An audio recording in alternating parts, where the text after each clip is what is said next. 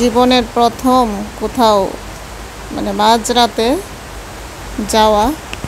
কোথাও কিন্তু এমনিতে যাই একদম মানে রাতে জার্নি করি, কিন্তু মাঝরাতে গাড়িতে ওঠার মানে অভিজ্ঞতাটা এটাই প্রথম।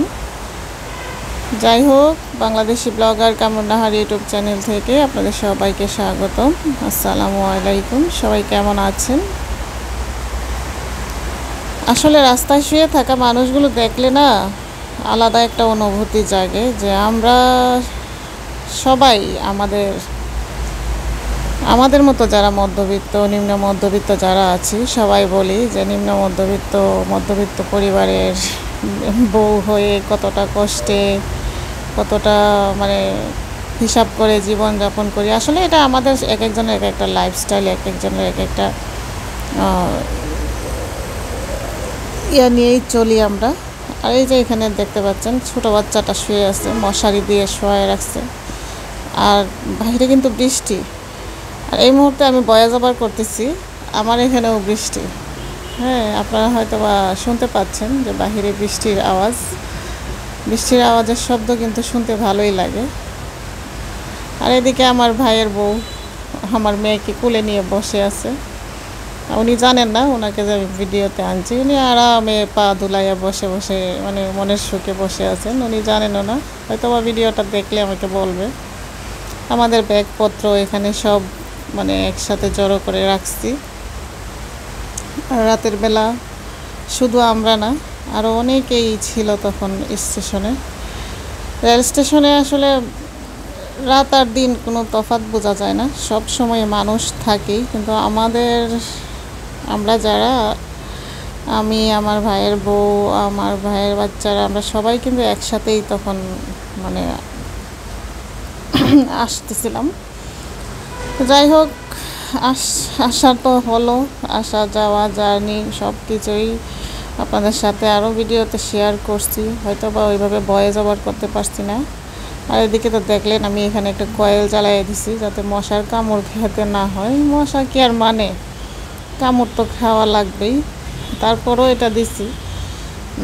আমাদের বাচ্চারা এদিক ওদিক হাঁটতেছিল, আমার মেয়ে ছেলে, আমার ভাইয়ের ছেলে মেয়ে, ওরাও মানে স্টেশনে ওইদিক ওদিক ঘোরাঘুরি করতেছে, দেখতেছে। রাতের বেলা জার্নির যে একটা আলাদা ফিলিংস, এই প্রথম মানে আমাদের অভিজ্ঞতা হইল আর কি। আমরা একদম বসছিলাম একদম যে স্টেশনে যে পুলিশ ভাইয়েরা থাকেন ওনাদের পাশেই। রাতের বেলা এইদিকে বসাটাই সেফ। আর এই দিনই একটা দুর্ঘটনা ঘটছে, মানে একজনের একটা মোবাইল নিয়ে গেছে, আইফোন প্রো ম্যাক্স 50 মডেল ছিল, ওই ফোনটা নিয়ে গেছে। আর আমার যে কি খারাপ লাগছে ওনাকে দেখে। এই যে অবশেষে আমাদের গাড়িটা আসলো, আমরা যে গাড়ি দিয়ে যাব এই গাড়ি আসছে, অনেক লম্বা, এটা মানে থামাবে, অনেক লম্বা গাড়ি।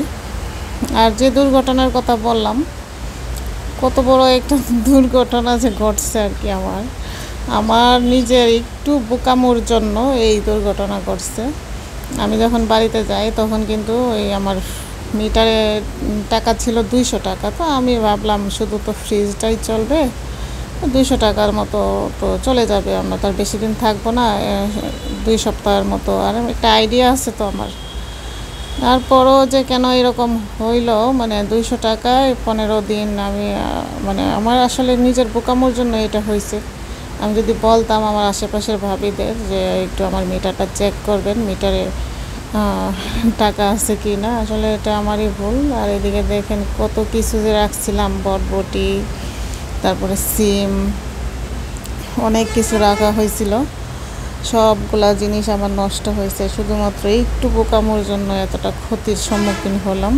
কত শখ করে যে রাখছি এই জিনিসগুলো। আর বাটি বক্স তো দেখতেই পাচ্ছেন, এই সবগুলাতে আমার ফ্রোজেন আইটেম ছিল, টমেটো, সিম, তারপরে হচ্ছে ছোলা, ডাল বাটা, মানে এক কথায় মশলাপাতি যা ছিল আর কি সব নষ্ট হয়ে গেছে। তারপর এই যে এখানে দেখতে পাচ্ছেন কাঁঠালের বিচি, আর এটা হচ্ছে আলু শাক দিয়ে কাঁঠালের বিচি দিয়ে রান্না করব। এটা খেতে কিন্তু অনেক মজাই হয়েছিল। তখন তো আর আপনাদের সাথে শেয়ার করতে পারি নাই, বেশ কয়েকদিন পরেই ভিডিওটা আপনাদের সাথে শেয়ার করছি। বাড়ি থেকে আসার পর ওই ছাদ থেকে গিয়ে শাক উঠায় নিয়ে আসলাম। আর ফ্রিজে তো কিছুই নাই, কোনো কিছুই ছিল না। আর এদিকে এই যে দেখতে পাচ্ছেন শুটকিগুলা, এগুলো হচ্ছে আমাদের বাড়ি থেকে নিয়ে আসছি, আম্মা দিয়ে দিছে। পুঁটি মাছ, ট্যাংরা মাছ, তারপরে মানে পাঁচমিশালি সব কিছু। এইগুলা দিয়ে শুটকি দিয়ে কাঁঠালের বিচি আর আলু শাক দিয়ে রান্না করব। আর এই পাশে তো কড়াইয়ে দেখতে পাচ্ছেন একটু তরকারির ঝোল ছিল, মুরগির মাংস, ওইটা গরম করতেছিলাম। তো যাই হোক, কথা তো অনেক বলে ফেললাম। আর ইদানিং তো আপনারা দেখতে পাচ্ছেন আমি একটু ভিডিও ঘন ঘন দিচ্ছি, প্রতিদিনই ভিডিও দিচ্ছি, কারণ আমার চ্যানেলের বয়স প্রায় 1 বছর হতে যাচ্ছে, বেশি দিন বাকি নাই। এখন ভাবতেছি যে নিয়মিত প্রতিদিন যদি ভিডিও দেই তাহলে অন্তত ওয়াচ টাইমটা কাউন্ট হবে। যারা আমার ভিডিওটি দেখছেন প্লিজ একটু ফলো ওয়াচ করে দিবেন।